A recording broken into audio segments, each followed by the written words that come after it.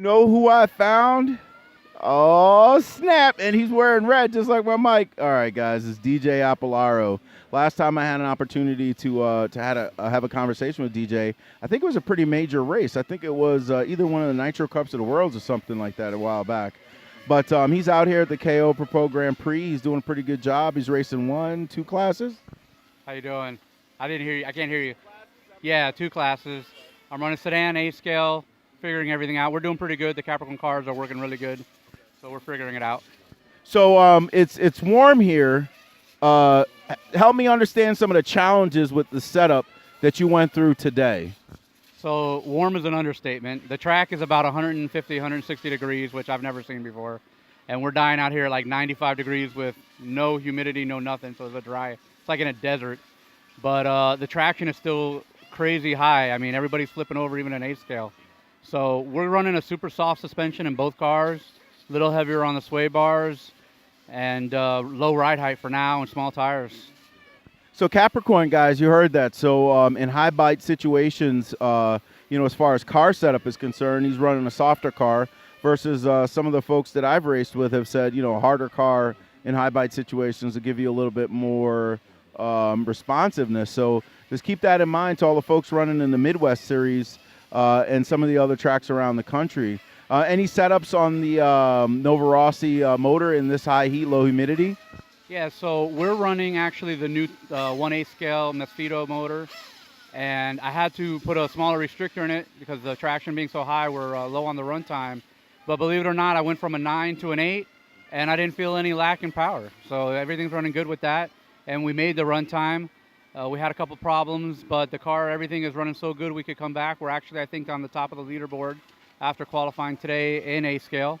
And then in sedan, we're running the normal Mito 12 and making runtime no problem. I said we're sitting second in that. JJ's super fast in sedan. We're all struggling just to find pace with him. But both motors are running strong and no complaints. All right, yeah, I just talked to JJ, and he is in another world, man. He has got this track down. However, he also said that the temperature was his biggest issue as far as setup was concerned, that he was really, making sure that the tune on the motor and the tune on the car was good for the temperature. Yeah, it's really difficult to figure out because you go out and warm up and the car will feel okay, and then the diffs will start getting overheat. They overheat, the shocks overheat, and you're trying to find that combo that works. And then the motor, if the motor's not right, you're out to lunch. I mean, one minute too lean, and then you back it off a minute and it's too rich. Finding the sweet spot is very difficult right now. So I had an opportunity to tape the 4-minute qualifier, the last 4-minute qualifier. And even with a couple of bobbles, you managed to hold it together and be very, very consistent out on this track. I mean, tell us what that was like, what that felt like today, running out there today, this evening. So in A scale, the last run, my car actually felt weird. It was wandering on the straightaway. I got to check it out. And the first 3 laps, I was behind traffic coming out of the gate. So we fell back to like 4th or 5th just from the start. And then we got by and climbed our way up. And then I made a pass on a car, and the next turn got a little bobble from them and lost a couple of seconds.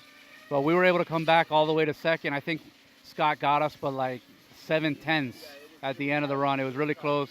Scott's running really fast. I mean, he did a 15-1 in that run. I mean, and he's running Capricorn Nova. He's running the new Mosquito also. I mean, that looks like a really strong package. I hope, the team, can keep going and keep working and be strong throughout the weekend, but it's looking good. All right, so that's the other thing I wanted to mention, because there are a lot of different manufacturers here, and I'm actually running the Capricorn car, and I can tell you that the factory support, the setup support from not only Capricorn but all the manufacturers here have been phenomenal. And you and Kimbrough are at this particular point in the game legends of RC. I mean, how do you feed off of each other to kind of help each other out with that? So I think we help each other when needed. We don't really sit together, so it's a little bit different. But if I have a question, I can go ask him. If he has a question, he comes asks me. And we almost seem like we're in a similar ballpark for setup. We're running different tires. I used to run the same tires he's running, but I actually switched this weekend to hot race.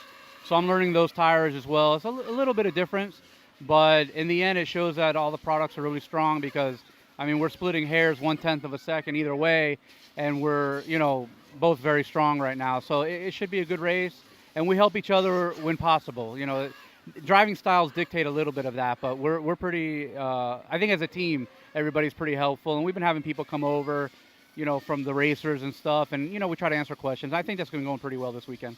That's outstanding, and you're right. It is splitting hairs because I'm telling you, watching the racing and watching the times, I mean, hundreds at some point you guys are separated by.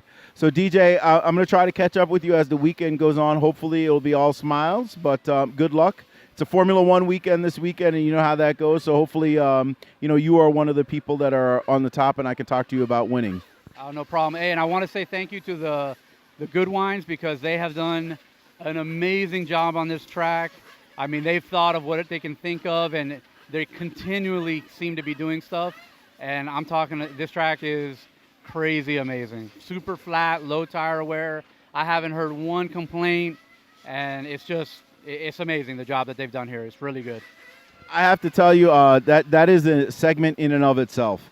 You know, I was standing underneath that ramp over there, just looking and wondering in amazement at the technology and the engineering of just the ramp to get on to the driver's stand. It's crazy. Yeah, they've done a great job. I mean, they can't get enough credit for what they've done here, and it looks like they're going to be here to stay. They've put so much time, and you can just see the money they poured into this place and the passion that they have for it.